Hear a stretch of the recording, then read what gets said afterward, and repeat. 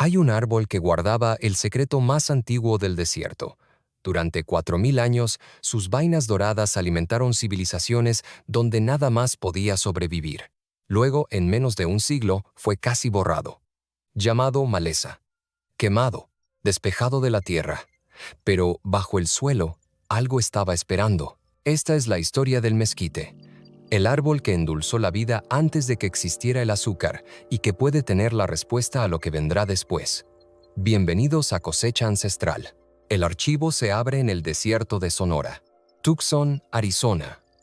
Vasijas de barro enterradas hace 4000 años. En el interior, semillas de mezquite, perfectamente conservadas. Los arqueólogos las encontraron en 1998, aún viables después de 4000 años. La gente que las almacenó no tenía lenguaje escrito, pero entendían algo que nosotros olvidamos. En una tierra donde el maíz se marchitaba y los ríos se convertían en polvo, el mezquite seguía dando frutos. Era una fortaleza de vida. Las raíces del árbol alcanzaban más de 100 pies de profundidad, más profundo que cualquier pozo, más profundo que la sequía. Los científicos descubrieron más tarde que esas raíces podían almacenar hasta 600 galones de agua, suficiente para sobrevivir 10 veranos. Y el fruto que producía era un milagro de la ingeniería. Cada vaina contenía un 35% de azúcar natural, proteína completa y fibra soluble. El aire alrededor de un bosquecillo floreciente llevaba el aroma de caramelo y humo. Cuando se molía para hacer harina, duraba meses sin echarse a perder. Los Tohono O'odham lo llamaban nuestro azúcar. Los Pima, los Yaqui, los Seri, todos conocían su valor. Durante miles de años, las familias recolectaron las vainas cuando caían como lluvia, triturando cada una en una harina suave que alimentaba a aldeas enteras. Cuando los exploradores españoles llegaron en 1535, escribieron sobre ello con asombro. Álvar Núñez Cabeza de Vaca describió vainas que sabían a la miel misma. Observó a las familias molerlas en harina, horneándolas en pasteles que los alimentaban durante el invierno. Lo llamaron el árbol de la vida. Antes de seguir con esta increíble historia, no olvides suscribirte a Cosecha Ancestral para no perderte ningún relato sobre los tesoros de nuestra tierra. Y dinos en los comentarios, ¿desde qué parte del mundo estás viendo este video? Nos encantaría leerte. Para 1541, otro explorador registró bosques que se extendían a lo largo del Río Grande, copas tan densas que creaban su propio ecosistema de sombra. Aldeas enteras vivían bajo sus ramas. El árbol daba sin pedir nada a cambio. Pero entonces la historia tomó un giro más oscuro. A finales de 1800, la tierra cambió de manos. Los ganaderos llegaron con ganado, algodón y conquista. Para ellos, el mezquite no era el árbol de la vida. Era solo una maleza, algo que estorbaba en el camino del beneficio. Los colonos trajeron caña de azúcar de islas lejanas. Construyeron molinos, plantaciones, sistemas de control. El mezquite, que crecía libremente sin riego ni propiedad, no tenía lugar en ese sistema. Se talaron millones de acres, árboles cortados hasta el suelo. Pero el mezquite no se rinde fácilmente. Incluso cuando el tronco era cortado, las raíces permanecían, silenciosas, pacientes, esperando bajo tierra. Lo quemaron para plantar algodón. Lo envenenaron para el trigo. Pero las raíces eran más profundas de lo que nadie imaginó. Cortado hasta el suelo, el mezquite regresaba con 10 brotes nuevos por cada tronco removido. El Departamento de Agricultura de los Estados Unidos, tras décadas de intentar destruirlo, finalmente admitió en 1948 que el mezquite no puede ser erradicado. Pero bajo la superficie se estaba desarrollando otra historia. El árbol no solo estaba sobreviviendo, estaba curando la tierra. A principios de 1900, los ganaderos creyeron que habían ganado. Millones de cabezas de ganado vagaban donde antes hubo mezquites. Habían convertido el desierto en riqueza. O eso pensaban. En 20 años, el suelo se resquebrajó como cerámica. Los ríos se secaron. La tierra despojada de su cubierta voló con el viento. El ganado empezó a morir de hambre, y el árbol que habían talado, el árbol que la gente llamaba una plaga, empezó a volver sigilosamente. Los ganaderos lo llamaron el invasor, pero había estado allí mucho antes que cualquier cerca o ferrocarril. Entonces los científicos notaron algo inesperado. Donde volvía el mezquite, el suelo cambiaba. Sus raíces profundas extraían nitrógeno del aire, una hazaña que pocas plantas pueden lograr, alimentando de nuevo la tierra muerta.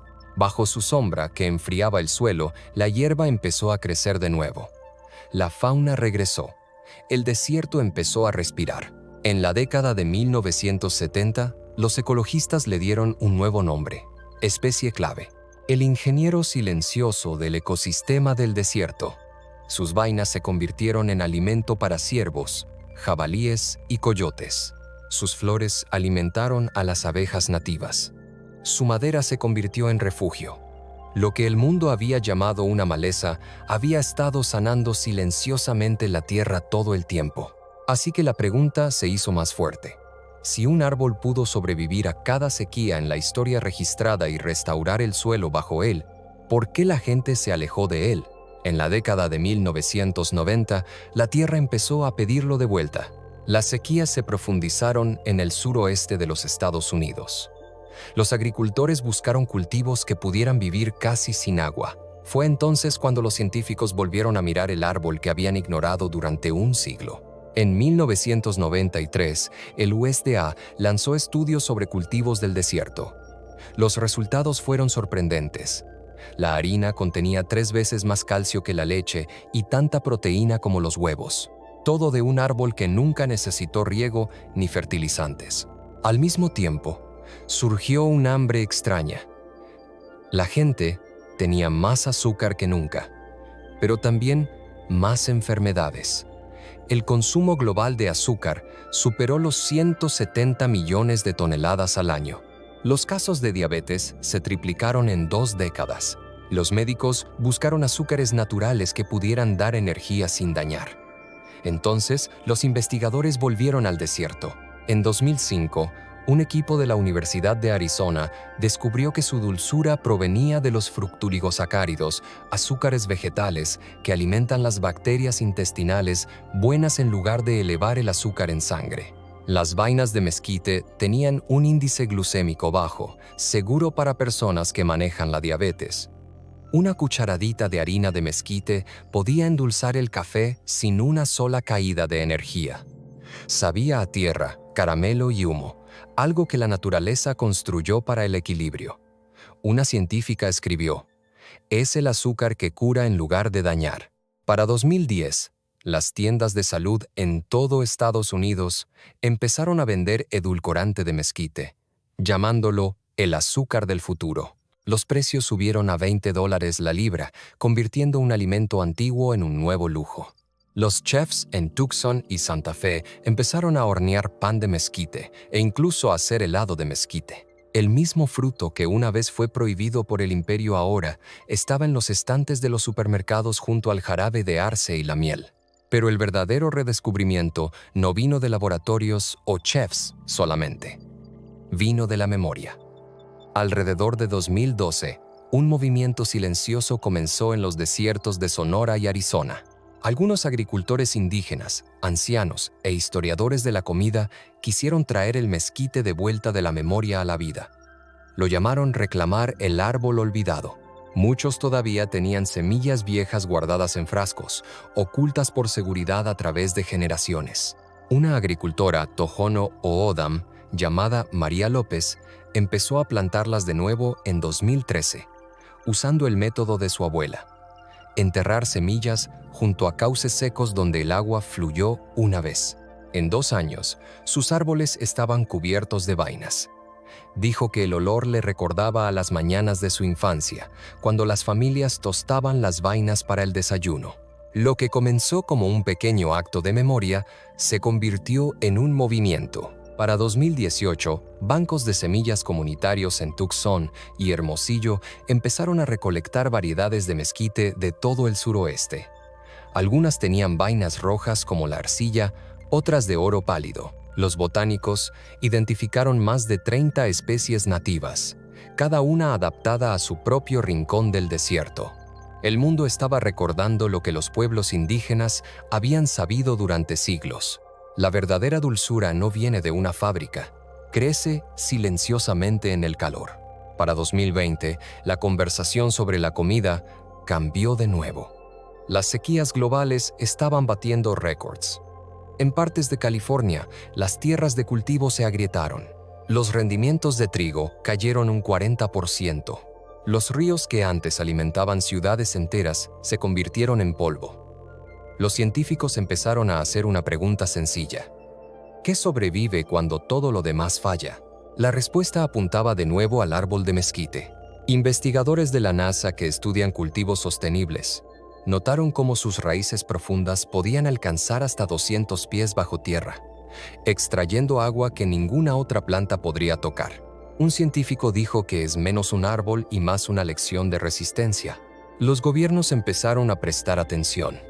En 2021, la Comisión Nacional Forestal de México lanzó programas para replantar mezquite en 300,000 hectáreas de tierras degradadas. Y debido a que el género Prosopis, la familia del mezquite, crece en tierras áridas por todo el mundo, agricultores en Argentina, India y Kenia se unieron. La Organización para la Agricultura y la Alimentación lo llamó un cultivo de supervivencia olvidado. El árbol que una vez se erigió como símbolo de resistencia ahora se alza como un plano para el futuro. Cada vaina, cada rama, cada raíz lleva un recordatorio. Las respuestas al hambre del mañana pueden estar ya creciendo en el suelo bajo nuestros pies. Este conocimiento no se ha perdido. Está esperando a que lo recordemos. Si Cosecha Ancestral abrió algo para ti y encuentras valor en estas historias, suscríbete y dale a la campanita. Cada me gusta y cada vez que compartes ayuda a preservar esta sabiduría olvidada. La próxima historia llegará pronto.